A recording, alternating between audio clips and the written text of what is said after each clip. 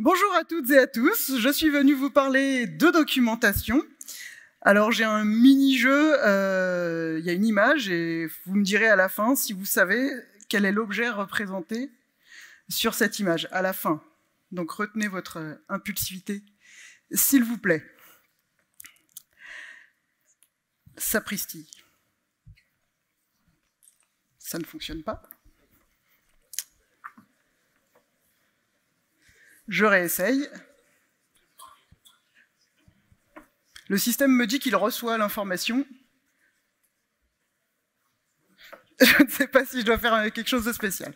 Très bien, eh bien, je vais aller à mon ordi et vous dire qu'on va parler ensemble. Donc, voici le programme.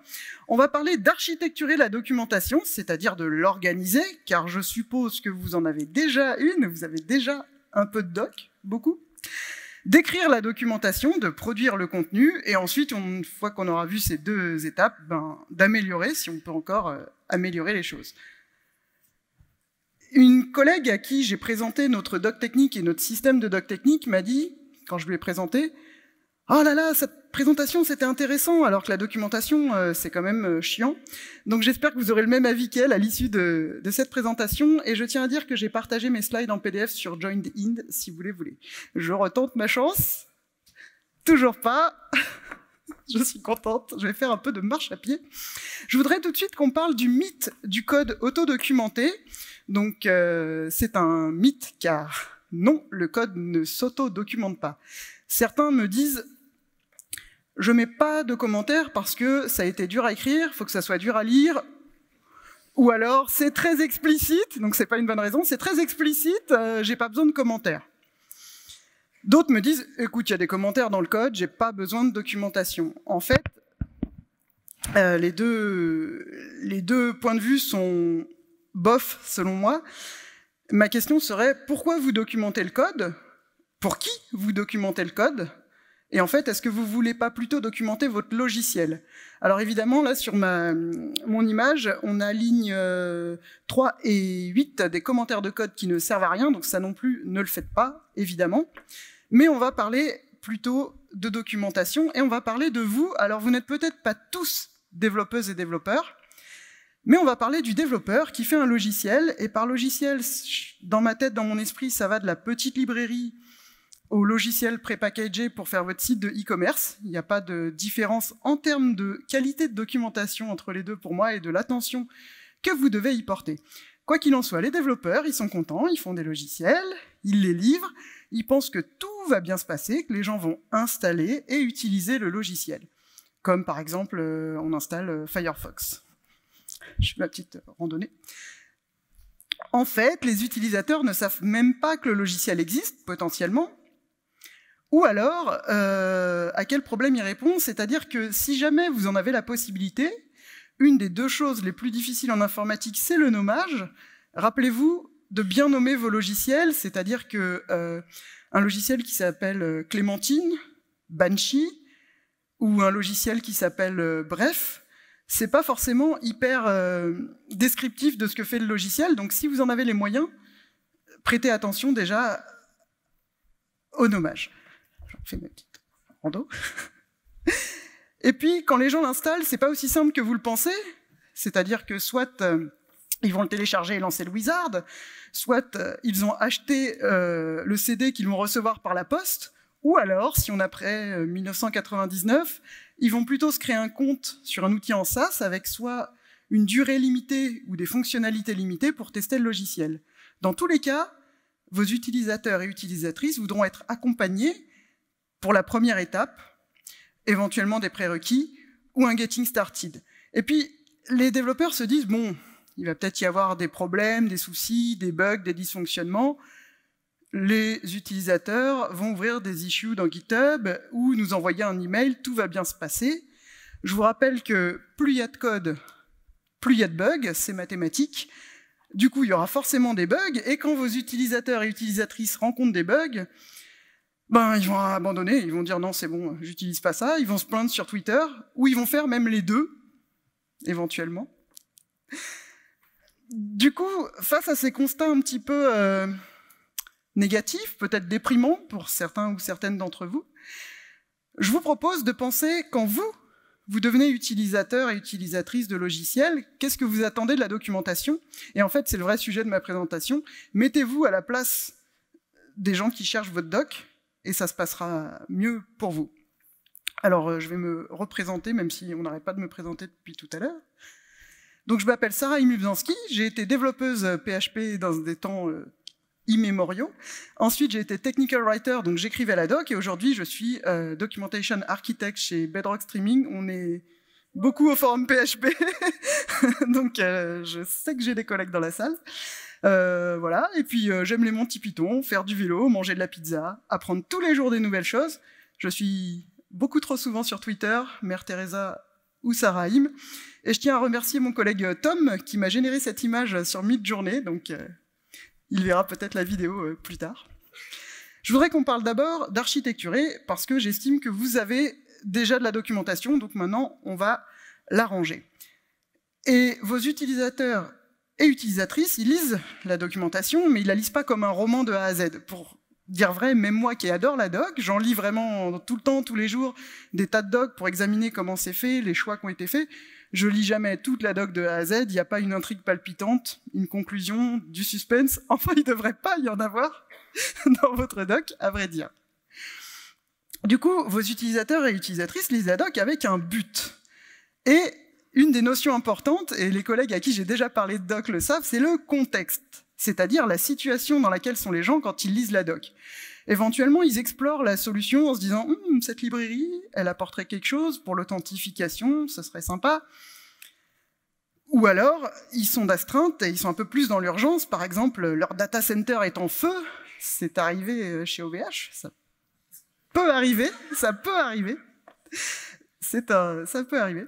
Éventuellement aussi, leur besoin métier est différent. Effectivement, ils explorent, ils veulent ajouter juste une feature, ou alors ils veulent complètement baser leur logiciel sur votre framework. Donc leur besoin métier peut être plus ou moins important. Donc le contexte, ça va vous aider d'avoir ce contexte en tête pour ranger votre doc. Petit point aussi, qu'est-ce que je mets dans la doc? Donc les commentaires de code peuvent être un peu dans la doc si on veut, mais on a dit que cela, on n'en parlait plus, ça ne suffit pas.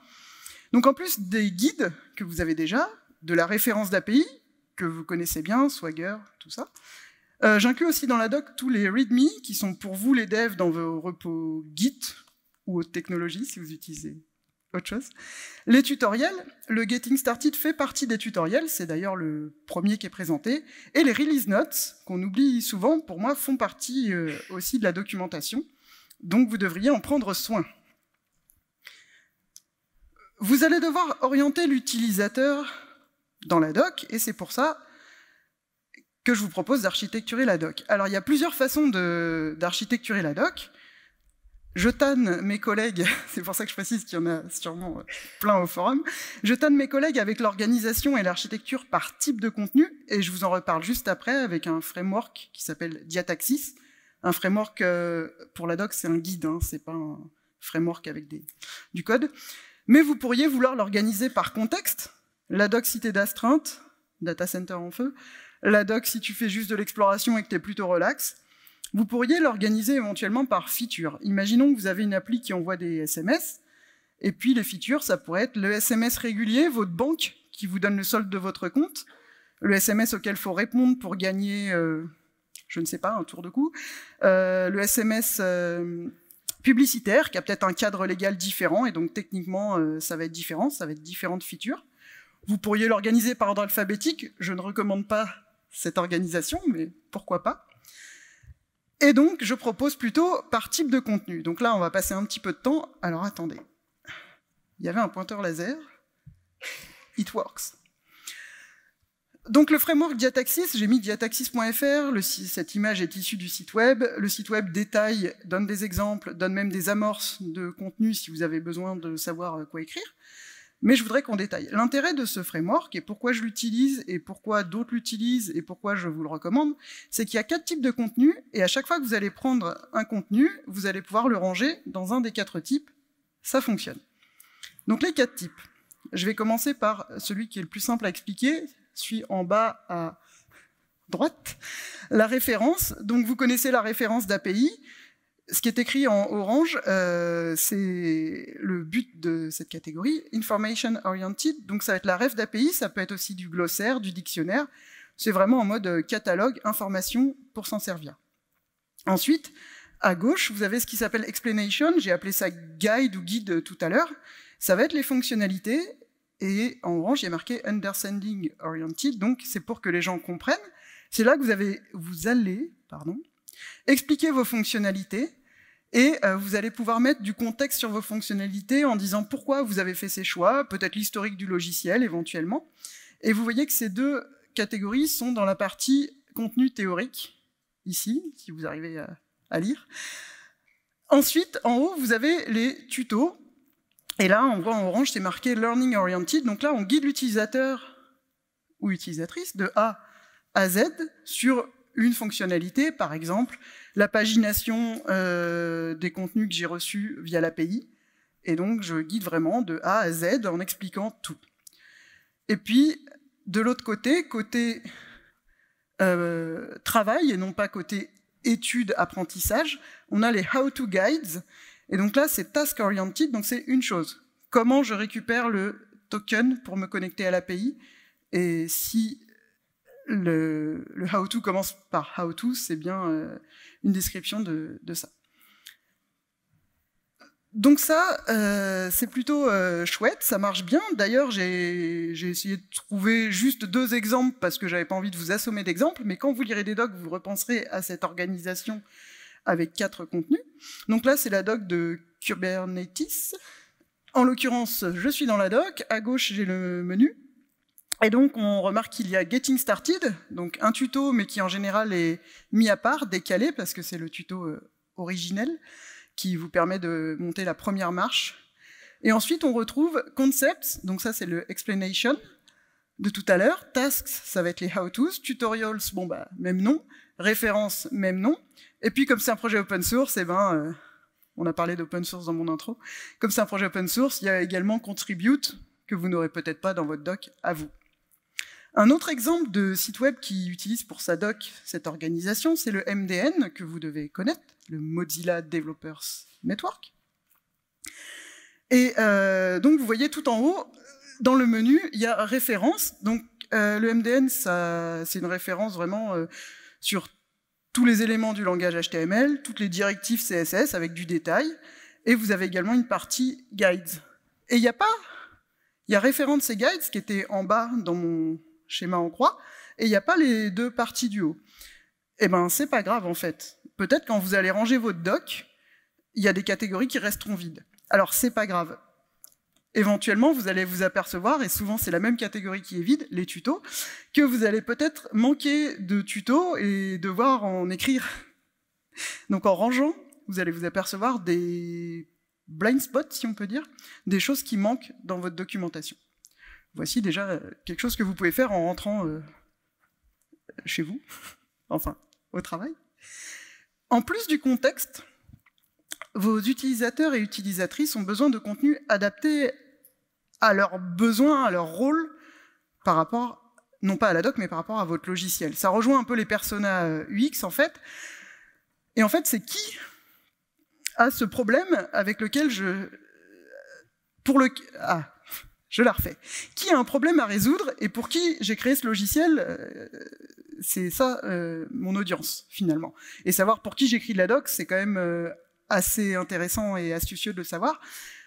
Donc votre audience va avoir des questions. Qu'est-ce que c'est que ce logiciel qui s'appelle Couscous? Cucumber? Je ne suis pas sûr. Est-ce que c'est pour la restauration? Est-ce que ça va résoudre mon problème? Je vois Pascal Martin en face de moi qui rigole. Est-ce que ça va résoudre mon problème? Combien ça coûte? Comment je fais pour m'authentifier au niveau de l'API?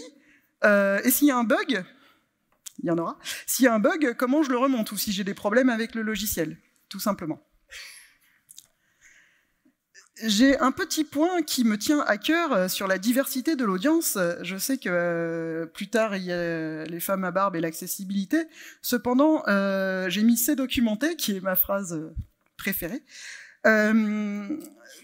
Tous les utilisateurs et utilisatrices de votre logiciel, et donc de la doc, n'auront pas entre 25 et 40 ans, avec ou sans barbe, avec ou sans lunettes, comme dans le jeu Qui est-ce, et seront des hommes blancs.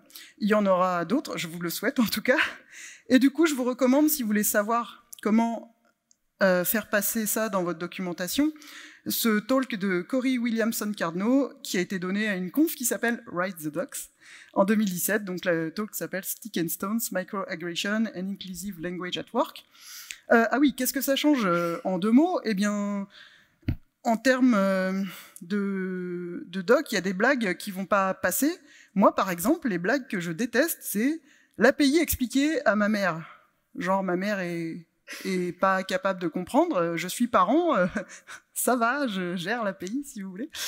Il va y avoir des choses sur aussi éventuellement les moyens financiers, c'est-à-dire que si votre logiciel est pour du grand public, et si en prérequis il faut acheter un autre logiciel ou un matériel coûteux, ça va peut-être poser des problèmes. Et puis sur l'âge, j'ai voulu faire des blagues quand j'ai préparé cette conf, et on m'a dit non, les gens ne comprendront pas, tu es bien trop ancienne, ça ne marchera pas. Voilà. Écoutez, on fait ce qu'on peut. Et oui, et votre site web de documentation, vos documentations devraient être un site web accessible dans le terme accessibilité web du terme. Donc, pour connaître votre audience, pour qui vous écrivez, normalement, c'est les utilisateurs et utilisatrices de votre logiciel, mais sinon, allez voir le marketing, puisqu'ils essayent de vendre le logiciel pour ces personnes-là. Allez voir le support, parce qu'ils ont les personnes réellement au bout du fil, du mail, du ticket de support. Ou si vous en avez dans votre entreprise, les DevRel, si votre logiciel s'adresse à des développeurs et développeuses. Et puis, notez-le une fois que vous savez qui est votre audience, surtout si vous êtes plusieurs à travailler sur la doc, ce que je vous souhaite, ça vous servira plus tard. Je vais boire un coup. Je dis ça pour la régie, parce que je ne sais pas au niveau son si c'est...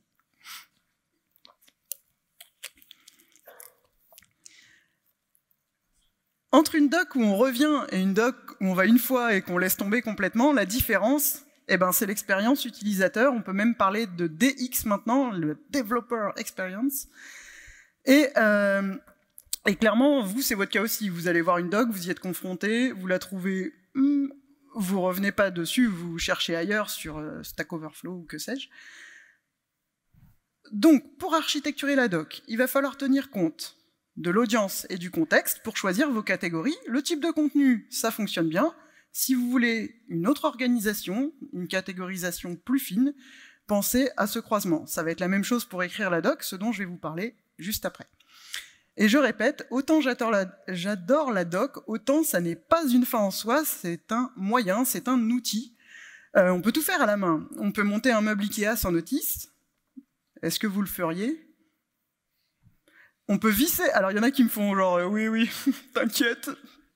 Donc je les inviterai la prochaine fois, et que j'ai un meuble, à monter. On peut aussi visser sans tournevis, mais je vous avoue que c'est moins pratique. Voilà. Donc on va parler maintenant de production de contenu, et même si on n'est plus en 1977, comme cette superbe image, j'aimerais qu'on parle de Stripe. Alors Stripe, c'est un moyen de paiement que vous pouvez implémenter sur des sites web, et Stripe m'intéresse, non pas pour la qualité du logiciel, ça je m'en fiche, j'ai envie de vous dire, mais pour sa doc, parce que ça m'est arrivé plusieurs fois de me retrouver en entretien d'embauche, et qu'on me dise, on voudrait une documentation super bien, tu vois, pour notre API. Donc la doc pour l'API, oui, bonne idée, très bonne idée. On voudrait qu'elle soit aussi bien que celle de Stripe. Pour ceux qui ne savent pas, la doc de Stripe a une particularité. Quand vous êtes connecté, tous les exemples sont pour vous, avec vos tokens. Vous avez des SDK à télécharger, tout est paramétré pour vous. Le code, vous le copiez, vous le collez, ça fonctionne, c'est merveilleux. Tout est vraiment custom sur mesure. Du coup, j'ai fait une petite recherche sur LinkedIn pour avoir une information bien précise qui est combien de gens travaille sur la doc de Stripe. Donc pour ceux du fond qui ne voient peut-être pas bien, il y a 29 résultats. J'ai aussi contacté quelqu'un non pas chez LinkedIn, chez Stripe, pour savoir, qui m'a dit oui, maintenant on est 35. Voilà, donc il y a du monde qui travaille sur leur doc. Elle est canon, elle est super, elle est custom, et il y a du monde qui travaille sur leur doc. Pensez que oui, la doc, ça prend du temps, ça prend des moyens, et quand on met le temps et les moyens, on arrive à une qualité de doc intéressante. Une autre notion que je voulais aborder avec vous, et vous parlez d'un monsieur qui s'appelle Kelsey Hightower. Donc, si vous faites du Kubernetes, peut-être vous le connaissez, puisqu'il écrit un tuto qui s'appelle Kubernetes the Hard Way. Ah, j'ai un pointeur. Donc, il a modélisé quelque chose qu'il appelle la Developer Loop. C'est l'attitude des développeurs face à un bug. Vous allez voir juste après pourquoi ça m'intéresse. Premièrement, numéro 1, le développeur essaye de comprendre le problème, bien sûr, de le qualifier. Étape 2, le développeur cherche une solution existante, on retrouve Stack Overflow, on retrouve la documentation éventuellement, enfin il cherche partout, il peut demander à ses collègues, t'as déjà eu ça, point d'arrêt, fichier de log, je ne vais pas vous expliquer votre métier. Ensuite, il prouve à lui-même ou à son équipe ou dans le contexte de staging, que sais-je, de recettes, de pré-prod, que la solution fonctionne, et une fois que c'est fait, en quatrième, il publie la solution pour publier le fixe. Et ce qui m'intéresse, c'est que Kelsey Hightower a aussi modélisé la writer loop des gens qui écrivent la doc. Donc en premier, ils essayent de comprendre le problème des utilisateurs, pourquoi ils ont besoin d'une documentation finalement, obtenir le token pour se connecter à l'API, ou une doc de troubleshooting sur un bug. En deuxième, le tech writer va créer un plan pour résoudre le problème et écrire. En troisième, use common design patterns, je reviendrai un petit peu là-dessus, mais c'est l'idée d'avoir des techniques d'écriture habituelles, voire des templates qui réutilisent, économie d'énergie, c'est très écologique du coup. Et puis, il va écrire le contenu, la doc. Et ce qui m'intéresse beaucoup, c'est quand on met ces deux boucles ensemble. Alors attention, c'est une slide pas très jolie. Mes talents en design sont révélés au monde. Hop là. Donc la writer loop qui est à droite dans un ensemble, un cercle bleu, j'ai remarqué qu'elle correspondait à ce que cherchent dans l'étape 2 les développeurs quand ils cherchent partout du contenu. En fait, documenter, ça va correspondre à créer le contenu que le développeur va chercher pour résoudre ses bugs, par exemple. Du coup, gardez les deux en tête et qu'on est dans un processus unifié. Je répète que mes slides sont dispo en PDF déjà sur Joined-in, si nécessaire. Une question qu'on me pose également pas mal, c'est quel format je devrais utiliser pour la doc. Alors évidemment, j'ai pas d'autres réponses que 42, mais au-delà de ça, j'ai pas une réponse qui va aller à tout le monde dans cette salle, évidemment. Mais je vais vous reposer des questions pour vous aider. Ma question principale, c'est qui va écrire la doc, plus qui va la mettre à jour. Vous pourriez avoir le produit qui écrit la partie guide de tout à l'heure, les features, et puis vous pouvez avoir les développeurs qui poussent la référence d'API, par GitHub Action, un automatisme comme ça, et puis vous allez avoir peut-être l'équipe support maintenance qui va mettre à jour la doc. Donc finalement, pour faire votre choix, vous allez devoir prendre en compte tous les acteurs.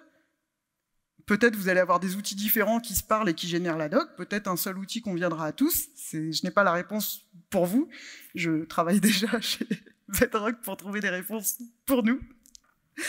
Mais c'est une question qu'on me pose souvent. Et en parlant d'écriture, donc écrire une page de doc, comment on fait? Voilà, parce qu'après tout, on peut revenir aux bases et au début, c'est jamais perdu.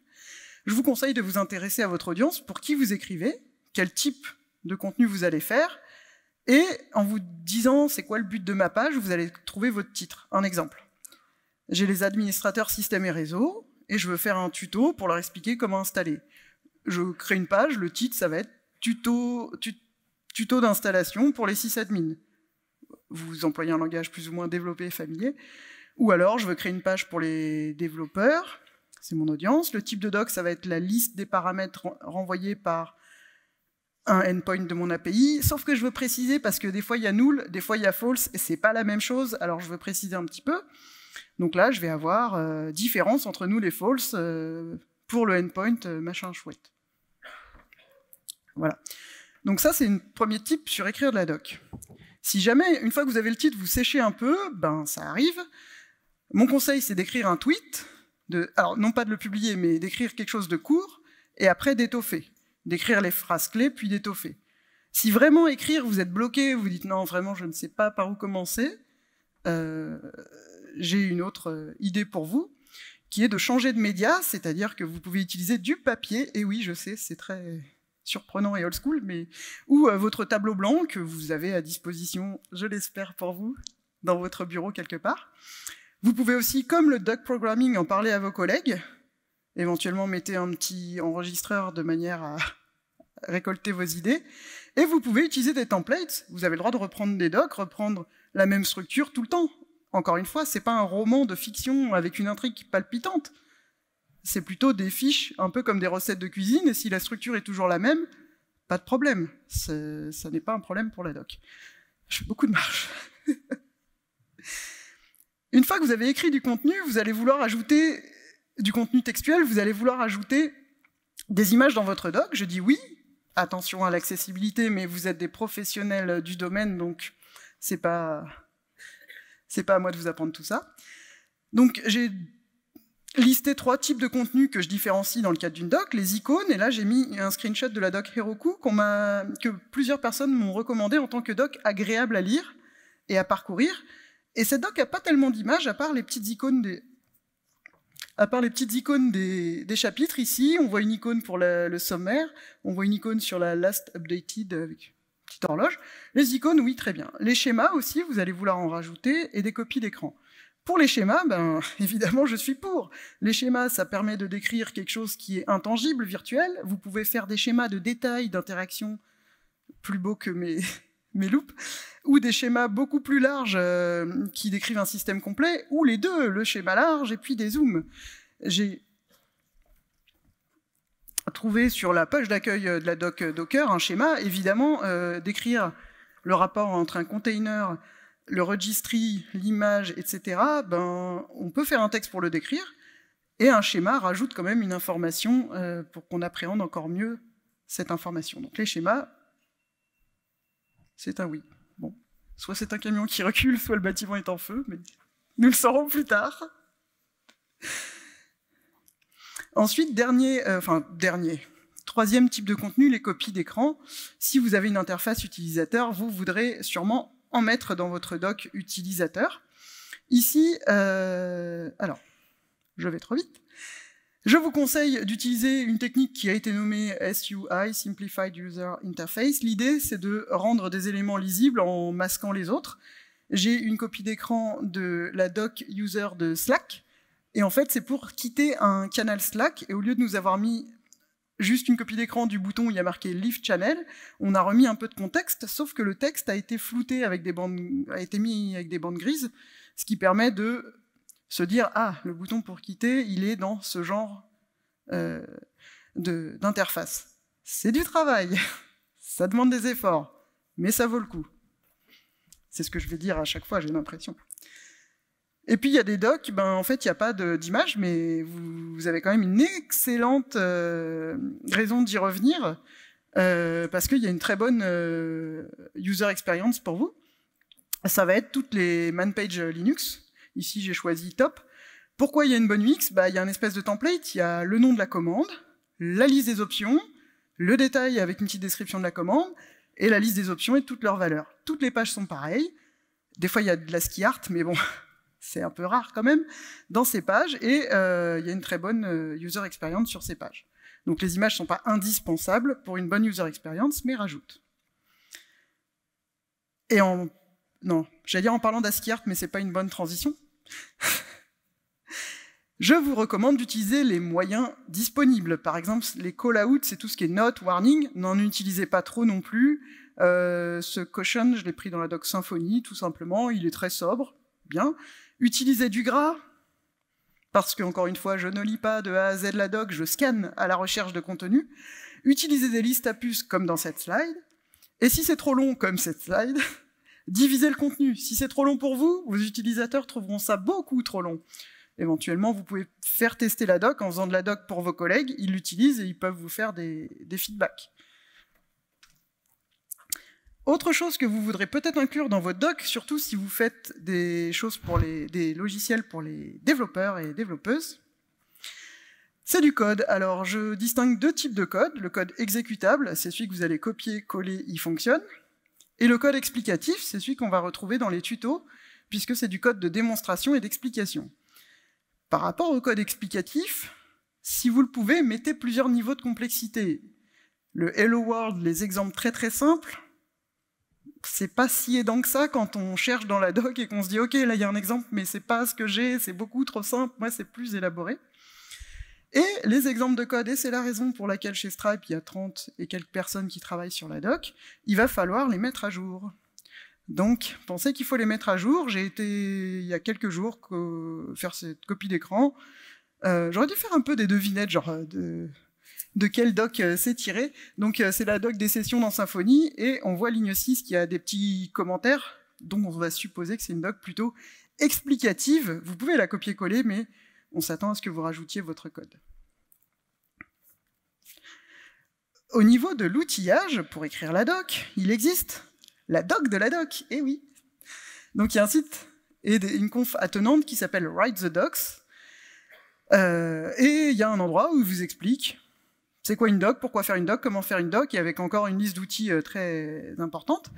Et comme je considère que vous êtes des développeurs et que vous allez utiliser un endroit où stocker votre code, je vous invite à faire des readme de qualité pour vous-même dans le futur, vos collègues et tous les autres utilisateurs et utilisatrices de votre code.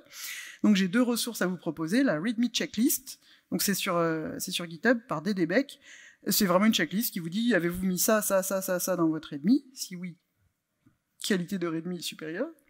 Et feedme readmes, qui est plutôt pour les projets open source, où vous pouvez envoyer votre readme, et en fait, les gens vont le review, et vous donner leur avis, donc c'est plutôt sympa. Sapristi. Et puis les outils que moi j'utilise tous les jours en tant que personne qui fait de la doc, j'ai pour le français, qui est une langue qui n'aime pas trop les répétitions, j'ai un dictionnaire des synonymes du Crisco, qui est assez utile. Ça m'a aidé aussi pour jouer à Semantics, si jamais. Sinon, le Collins Dictionary ou Word Reference pour dictionnaire de mots en anglais, et Lingui, dont j'ai déjà parlé à beaucoup de gens. Lingui, ce qui est intéressant, c'est qu'il cherche dans un corpus de textes publiés des traductions. Et donc c'est intéressant pour les expressions comme ça casse pas 3 pattes à un canard, quoi qu'on mettrait peut-être pas ça dans la doc, mais enfin je suis à peu près sûr que ça se traduit pas avec des histoires de canards en anglais. Ce n'est pas un défi pour mes collègues. Voilà, donc Lingui pour traduire les expressions, je trouve ça intéressant. Un autre outil qui m'a été recommandé par un collègue et que j'utilise depuis lors, c'est Language Tools. C'est pas grave d'être nul en orthographe, ayez des amis ou des outils, selon. Et du coup, Language Tool, ce qui est intéressant, c'est qu'il existe pour l'anglais et le français, c'est un concurrent de Grammarly, mais il est open source, il y a une API, l'API est payante. Vous pouvez aller sur la page d'accueil que j'ai mis là en screenshot et coller votre texte, ou bien vous l'avez en extension navigateur, et j'ai remarqué qu'il y avait aussi des extensions pour certains programmes type IDE. Je vous recommande cet outil, je l'utilise et j'en suis ravi. Un autre outil, et avant de vous parler de l'outil, je vais vous expliquer pourquoi vous en avez besoin. Donc vous pourriez avoir une doc et dire, alors là je vais lire, The API documented by this page may enable the acquisition of information pertaining to user preferences.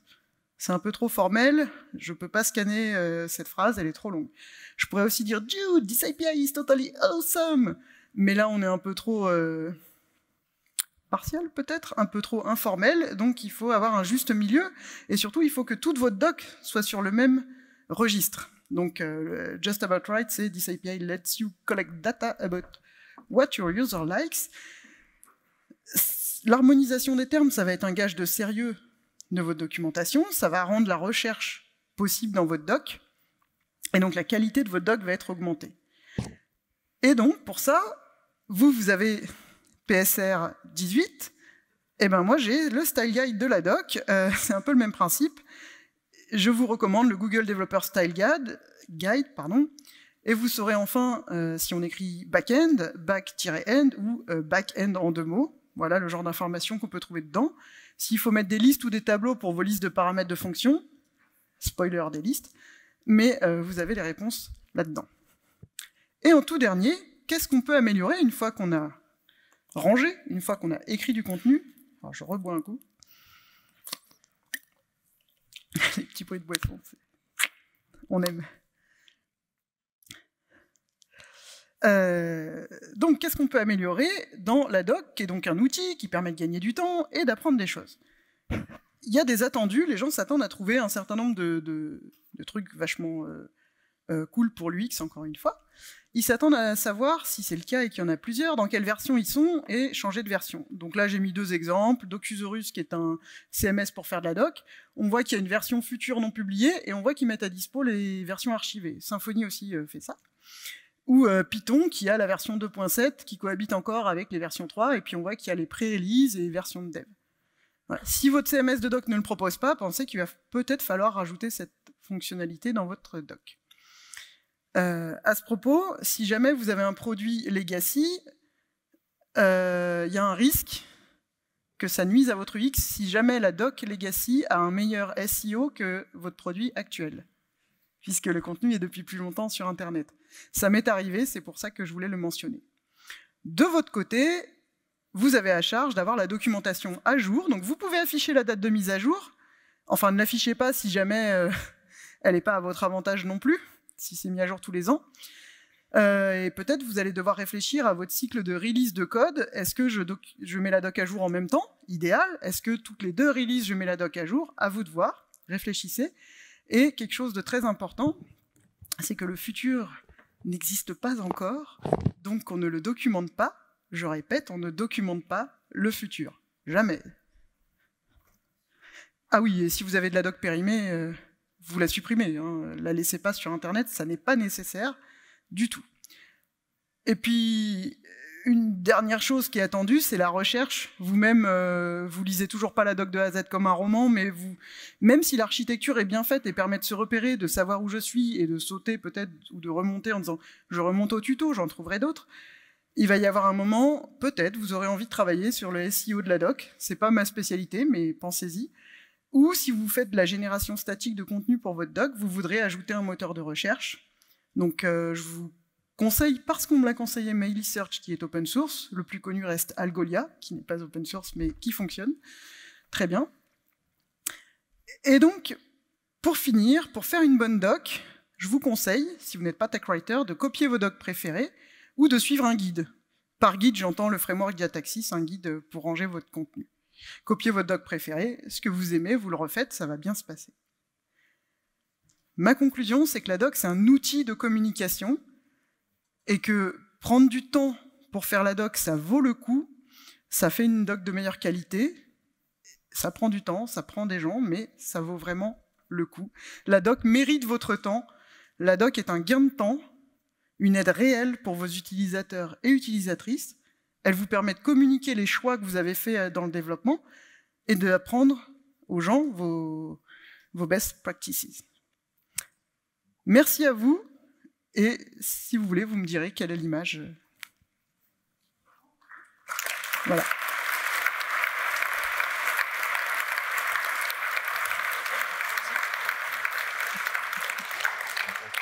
Merci Sarah, nous n'avons pas de temps pour des questions, néanmoins pensez à aller voter pour les talks. Vous avez le petit QR code qui est là ou qui défile sur les slides entre les confs. Puis j'irai sur le stand, c'est quoi le stand de, je sais plus combien, le stand Bedrock, j'irai sur le stand Bedrock si vous voulez me poser des questions. Et j'ai pas dit du coup c'est une machine Enigma, voilà.